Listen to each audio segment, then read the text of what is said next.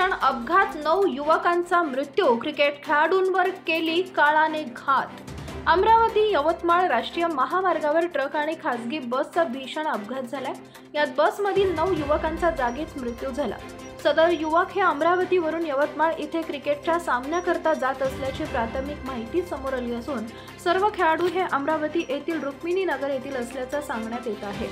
अमरावती येथील रवी नगर व रुक्मिणी नगर येथील 23 क्रिकेट खेळाडू हे अमरावतीवरून खासगी बस क्रमांक MH27 BX 1755 ने यवतमाळ येथे जात असतानाच अमरावती नजीकच महामार्गावर विरुद्ध दिशेने येणाऱ्या ट्रक क्रमांक JJ 39T 9353 चा समोरासमोर धडक दिल्याने भीषण अपघातात तब्बल 9 खेळाडूंचा जागीच मृत्यू झाला।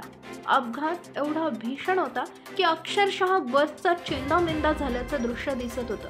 अपघातातील जखमींना रिम्स हॉस्पिटल येथे उपचारार्थ हलवण्यात आले। रुग्णालयात अपघातातील जखमींच्या नातेवाईकांची एकच गर्दी केली होती।